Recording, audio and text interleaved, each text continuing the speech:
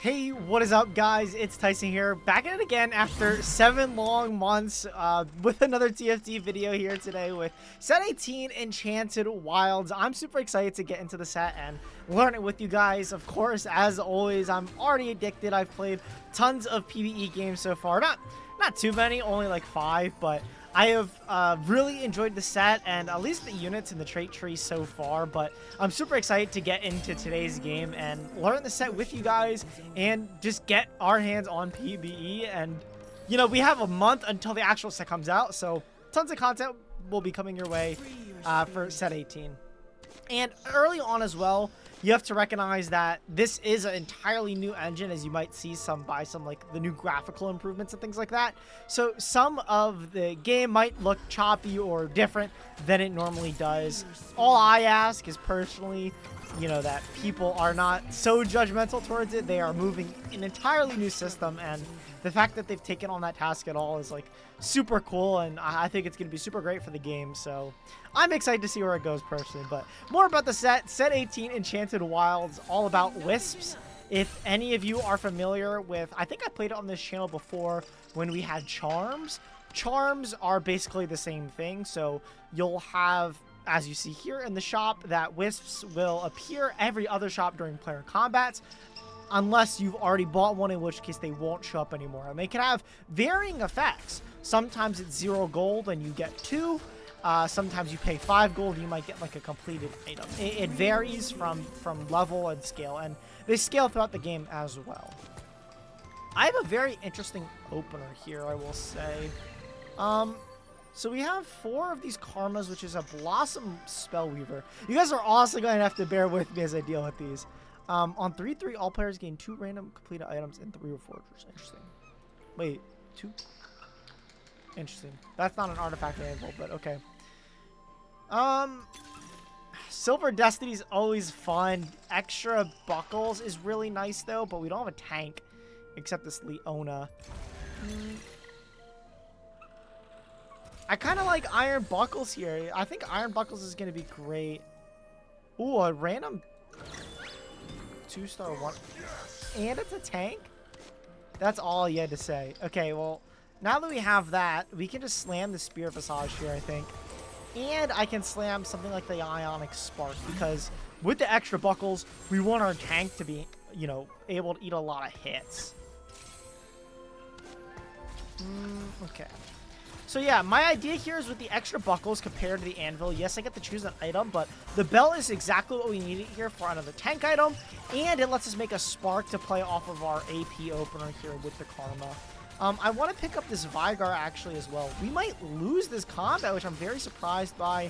I mean, it's kind of my fault for not picking up this Vigar in time, but I'm actually very surprised we lost that, to be honest. But I'm gonna put, I mean, that's a Spellweaver diff for sure. Like, that actually has to be the biggest Spellweaver diff I've ever seen. I'll buy the pair here of Gromp. Again, I'll be learning the traits with you guys and, like, what everything does. So this is gonna be super interesting for sure. This person took Slice of Life. There's just so many units as well that I have to learn. Oh, they had a 2-star Elise as the front line. That makes a little more sense of why they were so strong. A couple of these boards I'm really scared to face. Wait, am I the only one who didn't get an artifact anvil? Wait, Volt does get a number and gold gain up. Wait, what? Am I the only one who didn't get an artifact? Or is mine glitched? It says artifact anvil as the encounter, but we do not have an artifact anvil. You know what? I'll take the 2 loss here, get my 1 gold from Lost Streak, and then we'll win out the rest of the game. How's that sound? And extra buckles, I mean, we've already almost done 10k of our damage here, so that's about, you know, by stage 3 or 4, or late stage 3 or 4, we will have gotten our cash out, which will be very, very good. If I win the next player combat, I get a gold, which could be nice, but I don't think it changes anything for me here. I don't really have another tank. I think I'm going to sell the Coven units here. Yeah, I don't know if I even want to take this Wisp, because even if I do win the next combat, it doesn't get me to my next interval, so not really worth it for me right now. This board looks like it's winnable. I mean, they have the Elise 2 again, like my other opponent did, but this one is supported by just a Rengar, and Rengar is like this AD attack fighter, so he's going to kind of get stuck on Ornn here. And I mean, this Spellweaver is already doing great work, and I mean, getting to put the Rakan in on 4 as well is very nice. I actually might lose here because my Karma decided to target the wrong thing. Yeah, I think I lose. Wow, okay. That is not what we want to see, to be honest. I thought I'd win that, but Karma, unfortunately, is not maybe the best unit early game. We do get priority on the carousel here, which is very nice.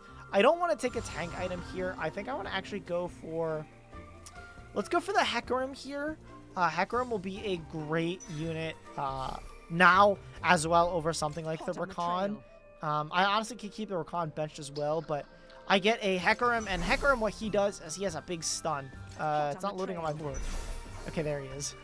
This is what I'm talking about. There's going to be glitches on the PBE and bugs and things like that, so bear with me at the game. But Hecarim here has a 3-unit stun, which is very, very nice at prolonging our Karma cast, which Karma kind of does this like burst, which is why she isn't maybe the best stage 2 champion. It does a lot of damage, but it's very slow to fully like do what it wants to do. But Hecarim here will slow down and stall. It also reduces magic resist. Oh no, he gains magic resist. Oh, but he does stun them for 1.5 seconds, which is very nice. That is good. Stuns are good. I want to hold on to the Inari here to play maybe around Blossom as well. I know I don't need another tank item because I have the belts here. Ornn also has this really neat ability. After 90,000 damage, Ornn will print an artifact. So maybe I'll actually get an artifact this game. But I doubt that we win this combat. And because we are losing so bad, I unironically might just sell my board and go for a guaranteed 5 loss streak here. It's not really worth it to try to get one win the rest of the stage, to be honest.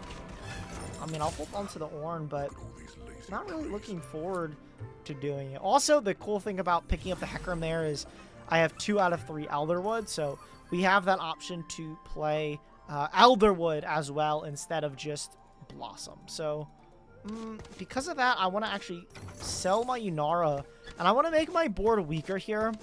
I don't really want to... Yeah, I don't want to win this at all. Like, this guy is insanely weak, so if I can get away with losing this combat, that would be ideal for sure. And I actually think I have to unequip, because if I play this last place guy, I definitely was going to win. So I'm confused to how this guy got an artifact, though. It looks like some people got an artifact, some people didn't. The art, it says, your dice and coins are lucky. Roll a dice and gain gold equal to the number rolled, and flip a coin and gain 1 gold if you for pets. I'm so confused. Did he get an artifact off of the flip or what? I have to assume so.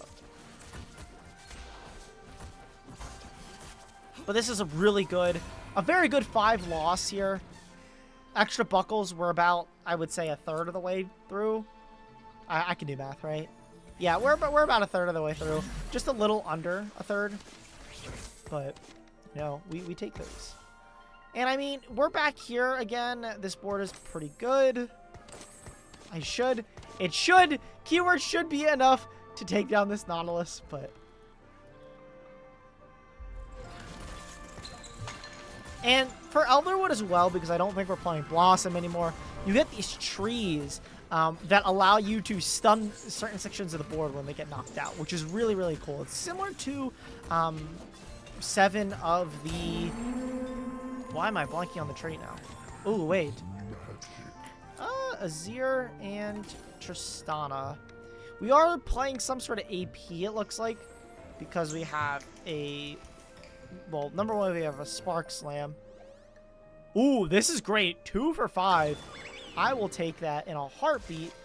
I could splash in Spraken which is a cool trait to show off. But I think I'm going to hold off. I actually think I'm going to lean closer into the Blossom now that we actually have access to it. Yeah, let's lean into Blossom here. Let's level up and put these guys. And now we have... Yeah, we're going to have 3 Blossom in, and Blossoms, what they're going to do is they're going to empower your Wisps. And what that means is sometimes the Wisp might do a little bit more than what it does on attack. So, for example, instead of 1 gold, you might get 2 gold. Now, you also get some extra AD and AP on your champions, which definitely helps someone like Karma. You see, we barely are missing knockouts there, so actually being able to get to take them is very, very nice. And we actually do win this round, which I'm not the keenest on. So I didn't slam the blue buff because I was a little scared of winning. But I guess the 3 Blossom buff really did make a difference there, which is, I mean, that's fine. I got 5 player help for 2 gold, which I'd say is very worth it. Ooh, Earth could be interesting here. It's just an Inferno emblem or a Lunar emblem, though. The extra mana regen is very nice, though, on a unit like Karma. Epic Roll Down is another econ trait. I think everyone is taking combat, it looks like, though. Like, this player here has... Oh, I definitely can't go Elderwood then. And this player is going Coven. Ooh, hold on. Sun and Moon, your lunar champions gain 100 health. Oh, maybe this is a solar game now. I have an idea. I want to level there for Defender.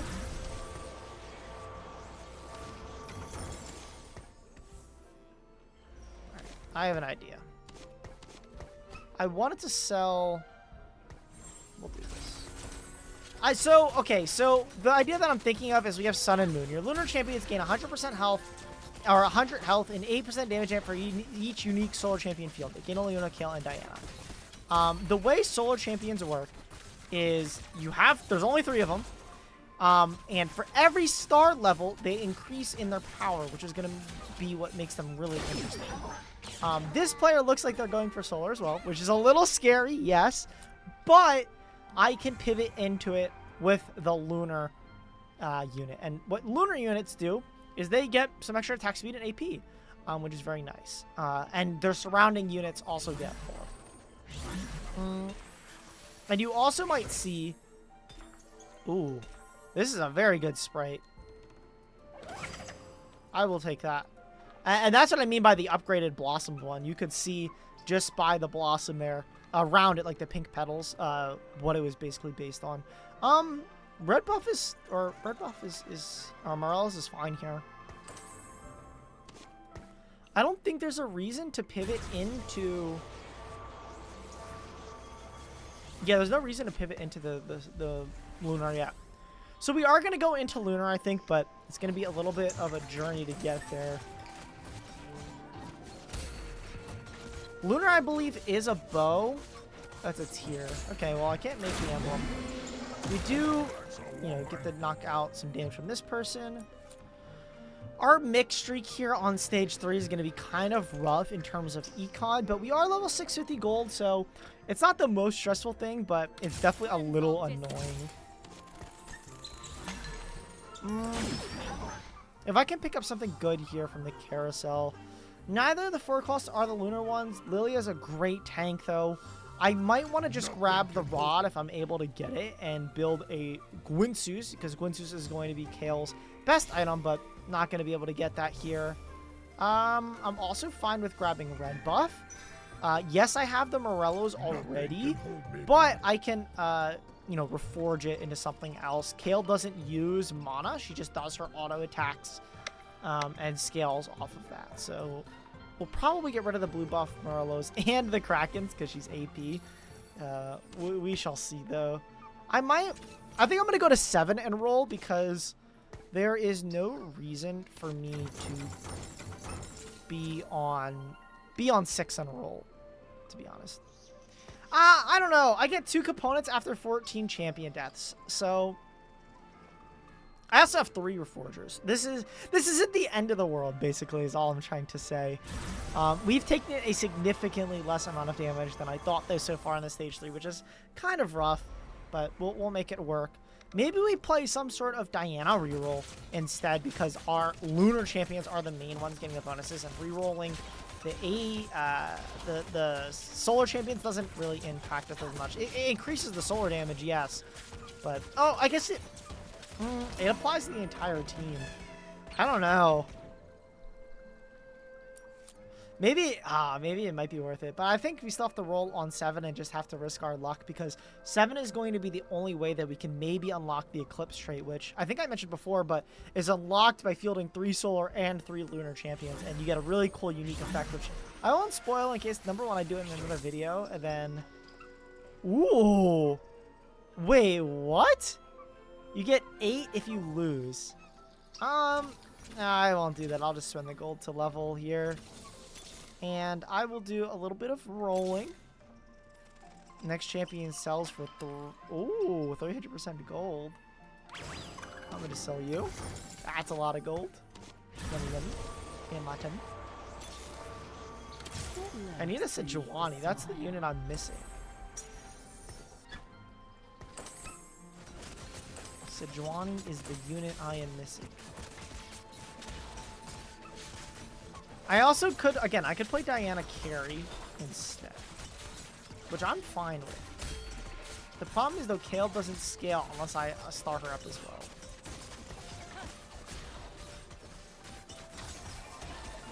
Actually, getting a 2 loss here means I get +1 gold, which is very nice.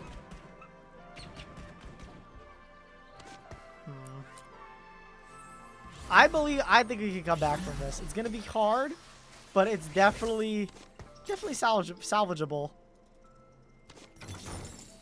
Oh, and there's our out. It's a Felios. We got, I think, best case scenario. So Titans goes on Diana, and then IE Strikers plus red buff on the Aphelios is going to be absolutely phenomenal. Okay, yeah, I mean, that's great. That's exactly what we needed. And a Masterwork upgrade? What? Oh my goodness. Watch and learn. A component on your bench turns into a complete item it builds. What the heck? Wait. I gotta build... I want to build like a BT or a Hodge. BT is great here. I want to do this. And I rolled a TG! Oh my goodness, guys. Oh, I didn't get to upgrade it in time. Okay, well, I forgot to put in Draven as well, but we had a 5 cost on 7. Not the one we wanted, but it is a good one nonetheless. We still need Sejuani here for our 3 solar. But Aphelios this early is very, very good. And we're going to be able to actually win a couple of combats here on stage 4, I think, because we hit it. And Draven is really cool. When you'll see him when I put on the board. He gets a bounty system. So your strongest Draven progresses to these bounties. You usually get gold or items for completing different quests, which is going to be phenomenal here for us. Duo Q. I mean, we have to just take this. Ooh, max build is really good too, but we're not going to be able to hit level 9. I think Duo Q is our best chance at getting a Loon here. If we do get her, that's just kind of game over. But we don't. That's fine. So see, we get this, Fortune Takedowns, or 1 sword. Let's just do the cast. That's free gold here. I want to find a Sejuani. I know I'm being greedy because I hit a 5 cost. There she is. There's my Sejuani. And I can also put this in. And I'll explain Ivern in just a second. I want to lock in and make sure we can actually win this. And Diana, you know what? You can get the double rocks. Okay, so Ivern is also another one. I'm also like, it's so hard to explain the game and play at the same time, but Greenfather is Ivern's unique ability. He gets these seeds and creates these hexes where the champions get different bonuses and things like that. It's very cool. Hard to explain and hard to see, but for example, my Diana started an Earth Hex here, so she'll get some extra percent HP as long as she starts an Hex. And yeah, this person's re-rolling for Kale as well, which I feel kind of bad about, but oh, we have a pair of Aphelios. And yeah, our sun and moon, we're gonna get amp, and we're gonna get 8 amp for every solar unit. Wow. Okay. Is it even worth it to roll for the solar units? I don't think so. I actually don't think so. I think it's better to just go fast 8 here. Which is really crazy to think about. It's not even fast anymore. It's like very slow 8, actually. But yeah, I need a better tank, basically, is what I'm getting at. Okay. But I mean, this person has a Rengar 3. I don't think I'm beating that, unfortunately. Rengar 3 is on my back line. He ate me. That's not good.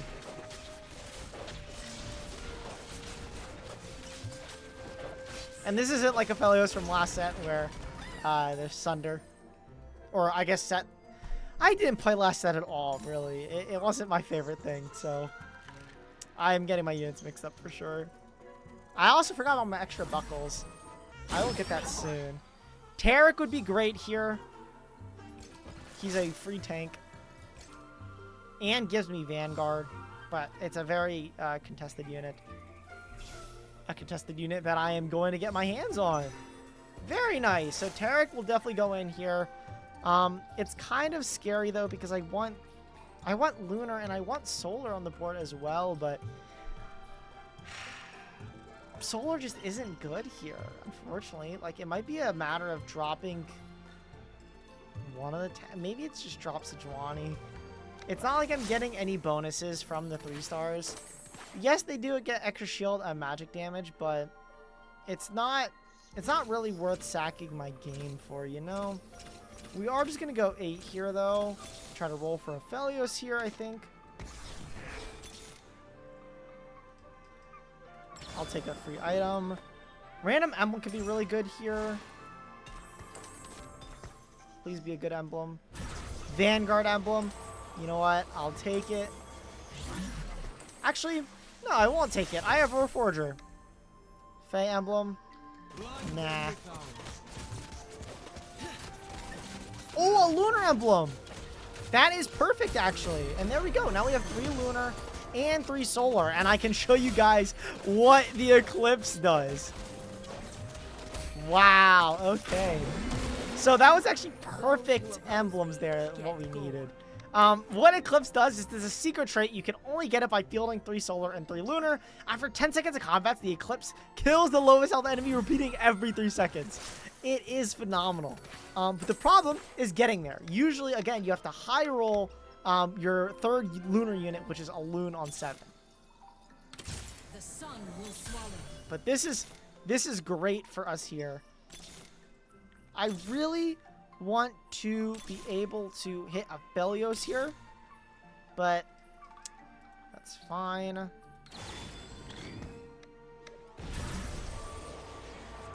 And what does my Taric pairing even do? I actually don't even know what Taric does. Passive. Oh, you get shields. Okay. I see. I'll probably throw that on Diana then. But I mean, I don't know. Our board is looking kind of good now. Now that we have units on our board. And as you guys saw the gold on the screen there, we're going to get our Draven cash out, which is going to be 2 4 costs there. Neither of which were Aphelios, by the way, which is a little unfortunate. We are, like, the cool thing about the lunar emblem as well is that it counts for this as well. 14 takedowns. I'm not getting that. I will survive 3-player combats, I think.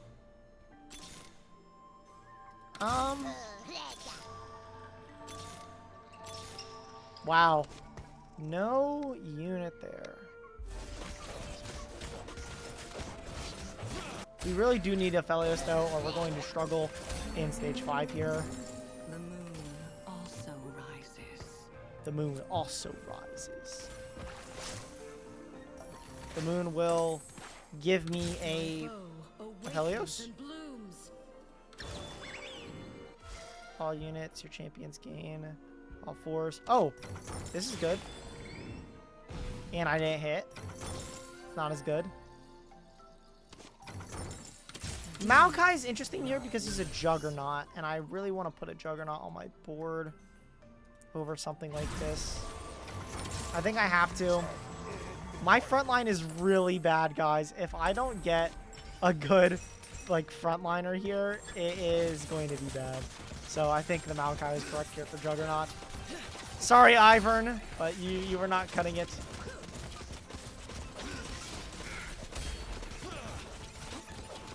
I think these tanks are great. So, I mean, they're showing off here. Just the one-cost version of the tanks are doing phenomenally. And I mean, if I get a Draven as well, that is just a free move all the items over to him and call it a day. Ivern there to bite us in the butt again. There's a loon. A loon can be dropped here. I actually don't even think I could put a loon in because where does she even go? She would go over the Aphelios, but then I lose rapid fire.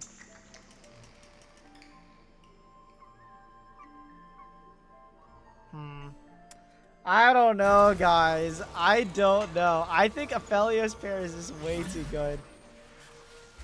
No, I did it. Oh, man. Yeah, I don't know. I actually want to keep all the lunar units here. I actually might consider... it's going to be my level 9 unit, but there's no way. But getting to level 9 here is going to be so rough. I don't know if I'm going to be able to get to level 9, TBH.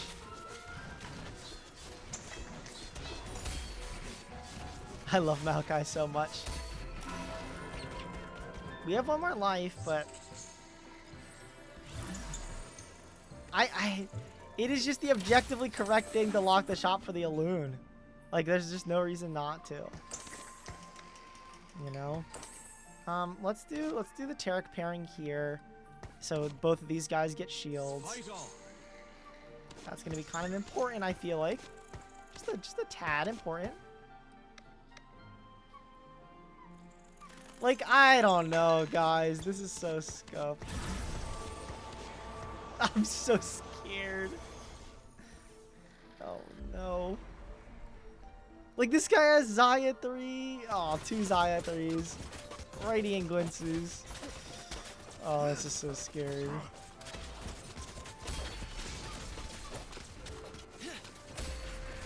Aphelios is doing nice damage, but the problem is we just don't have Aphelios 2. Aphelios 2 would have been able to break through this front line just a little bit quicker. And we're already down to our last life. And Eclipse is doing good damage as well, like being able to knock things out. I mean, just TG here for more... No, actually, I think it has to be the Aphelios, right? Like, free Aphelios 2. Guaranteed, no wasting gold. I can throw the Giant Slayer on the Draven. It might even be an angle of throwing the... Giant Slayer on Aphelios also makes sense.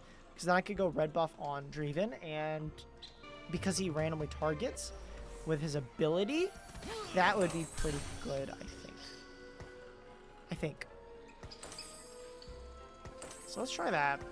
And just keep Aphelios to fully damage. Draven's here. Yeah, I really want to be able to get to 9. I might... Is it worth dropping out of Eclipse? Eclipse is doing so much work, I feel like. It just deletes certain units.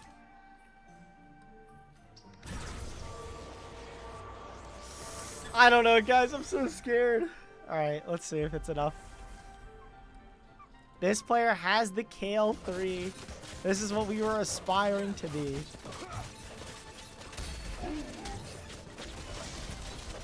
Aphelios is breaking through. It's gonna... Aphelios is deleting one of the backline units here. Next is the Kale. And then their tank. Yeah, we win because of Eclipse. Very nice. Those who oppose me get gored. And we are down to our last life, so every combat is going to matter here. Up to 2 inactive traits go to the lowest level. That's actually pretty good. It doesn't impact our econ either, so 11 here. I don't think I'm going to be able to make 40 unless it's a crazy orb this next turn. We are going to be playing the #1 person in the lobby. They're carrying a Caitlyn, though.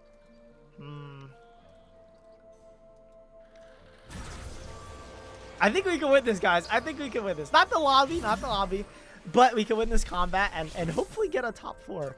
But here, our combat's going to activate here. Our Wisp is going to give us Defender, which is very nice. Give us a little bit of extra front line, which we so desperately need. How many? Oh, if Draven gets me... Oh, yeah. If we hang on this combat, too, we're going to be able to get another 2 components, which will be great. Please, Draven. Hang on, buddy. Come on. Yes! Oh!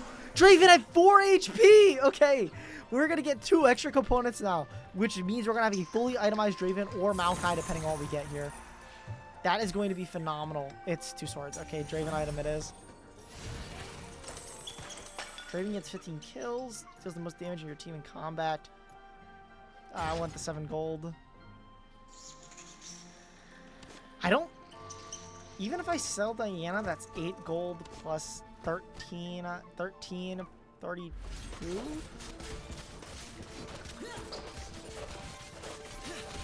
Yeah, I don't think I'm going to have enough, guys. That is a lot of gold. We did make 30 here. If I get a Diana in shop, I could technically make it. Consumables that grant armor and health.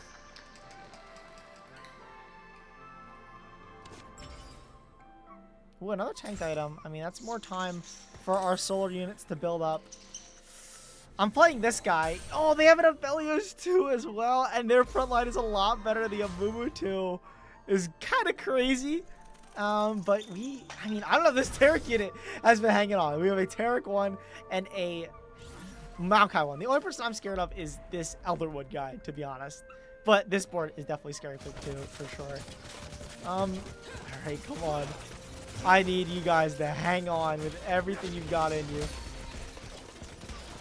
Solar, you're not doing it for me. Oh, come on. It's not enough, and I'm knocked out. No, please, a top 4. Please.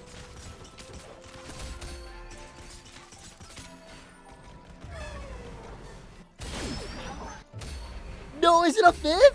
It's a 6th? No. Okay, that's a lie. This is very clearly a 5th. Wait, 1, 2, 3, 4, 5. Huh? I'm going to count that as a visual glitch. And, okay, that would have been a top 4 if the game, like, oh, man. That was a really fun game, though. Eclipse is a totally, a really, really cool trait. We are also triple contested this game when we picked the solar augment.